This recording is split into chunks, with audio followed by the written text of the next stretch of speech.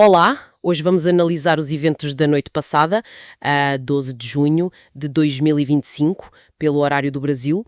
Houve um ataque israelita aparentemente em larga escala contra o Irão. Vamos usar como base um artigo da BBC News Brasil para tentar perceber o que se passou, as justificações, as reações e o contexto nuclear. Sim, é uma situação muito séria. É fundamental olharmos para os detalhes que foram reportados para, começarmos a entender as possíveis consequências imediatas disto tudo. Certo. Então, vamos aos factos que a BBC apresenta.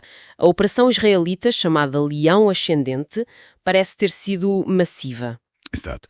Fala-se em dezenas de caças e atingiram múltiplos alvos, tanto militares como nucleares.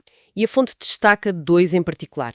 A instalação de enriquecimento de urânio, em Natanz, e o quartel-general da Guarda Revolucionária lá em Teherão. Precisamente. E são alvos, muito estratégicos. Natanz é talvez o símbolo mais visível do programa nuclear iraniano. E a Guarda Revolucionária Islâmica, a IRGC, atacar o quartel-general é ir direto ao centro de poder militar e político deles. Há também menções preocupantes, não é?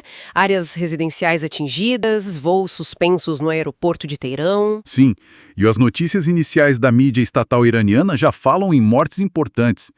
O Hossein Salami, que é o comandante da Guarda Revolucionária... O próprio comandante? Sim.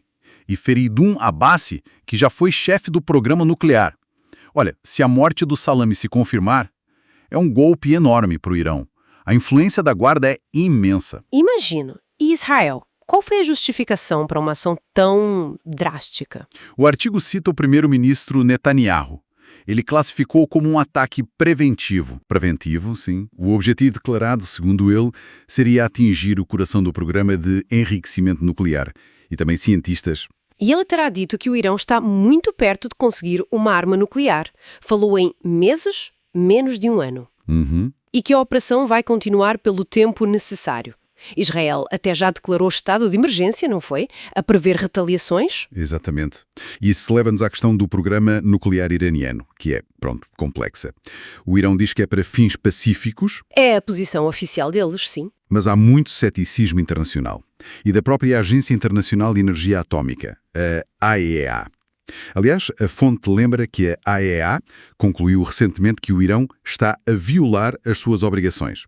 Material nuclear não declarado, e ao ponto-chave, enriquecimento de urânio a 60%. Que é muito perto do nível para armas, certo? O líder supremo, Khamenei, citado pela BBC, prometeu um destino amargo para Israel. Sim, e o porta-voz militar, o general Shekarchi, foi ainda mais direto.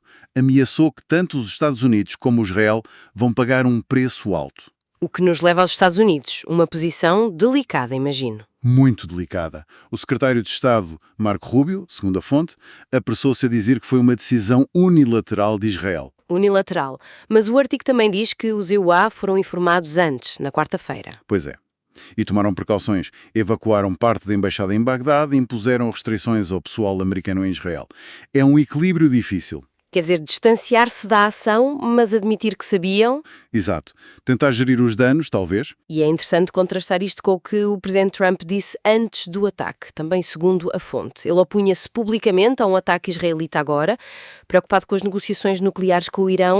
Sim, embora ele próprio admitisse que um ataque parecia bastante próximo. Disse que queria evitar um conflito. Vê-se a tensão entre a diplomacia e a ação militar.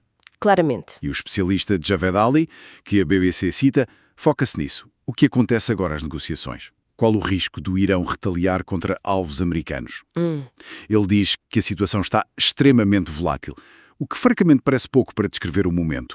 A tentativa americana de se distanciar pode não chegar. Portanto, resumindo o que a fonte nos traz, um ataque israelita muito significativo, justificado como preventivo contra o programa nuclear iraniano. Temos relatos de mortes importantes no Irão, talvez até o chefe da Guarda Revolucionária, ameaças fortes de retaliação de Teherão. Exato. E os UA numa posição... complicada. Informados, mas a classificar como ação unilateral, tentando salvar as negociações. É uma situação muito complexa. E talvez a reflexão que fica, sugerida pela própria notícia, seja sobre esta dissonância. Líderes como Trump a falarem em evitar conflito, mas a realidade a ser uma ação militar unilateral de um aliado. Isto levanta questões, não é? Sobre como funcionam realmente as alianças, a comunicação, os limites da diplomacia quando a tensão é tão alta. E fica a pergunta no ar, para além do óbvio, que outras consequências, talvez inesperadas, podem surgir disto no Médio Oriente.